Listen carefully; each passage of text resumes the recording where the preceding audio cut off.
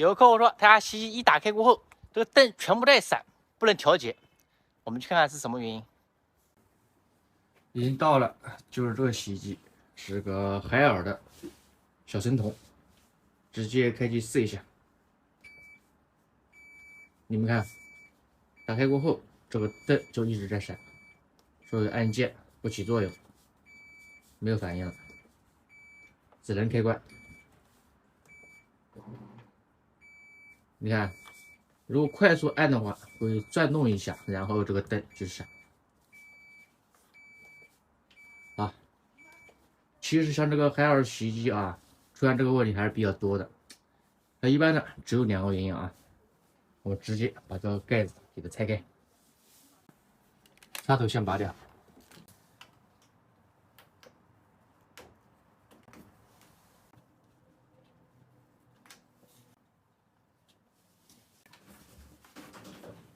洗衣机后盖也有2个螺丝，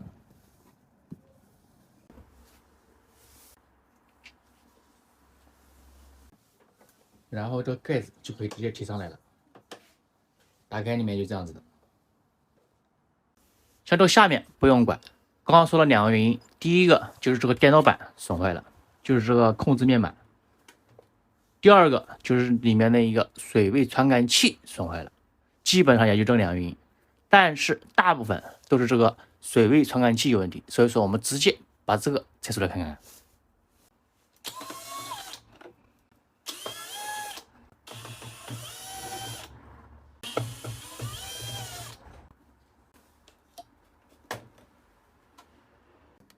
打开了，里面就这样子的。像这个圆圆的，这里还有一根透明小管，这个就是水位传感器。我们直接把这个拆下来，这边都是一个卡扣的，拿下来很方便。这边有2根线，还有一根管子，直接拔掉。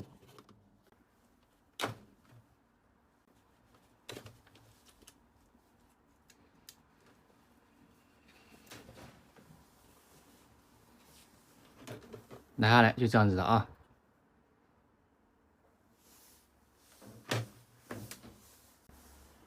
好，现在我们找一个一样的给它更换上去。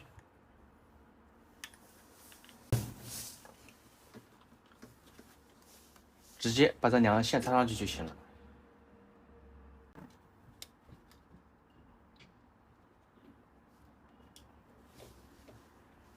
就这样，我们先试一下。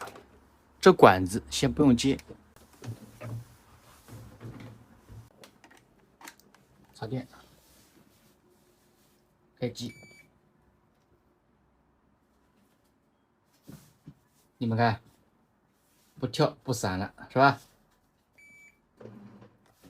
好，可以，刚刚里面也转了啊，电拔掉了。然后我们把这个全部撞红，然后再插电试一下。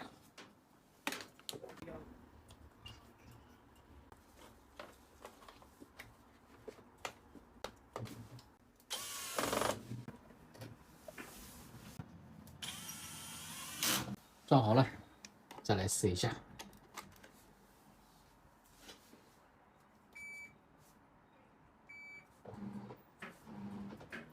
好，基本上没问题了啊。这里面在进水了，也不跳了，不像刚刚开始，一开机过后马上这个所有灯就在闪，所有的按键不起作用，对吧？好，说明这个洗衣机就搞定了。这故障非常常见啊，换个小零件就可以了。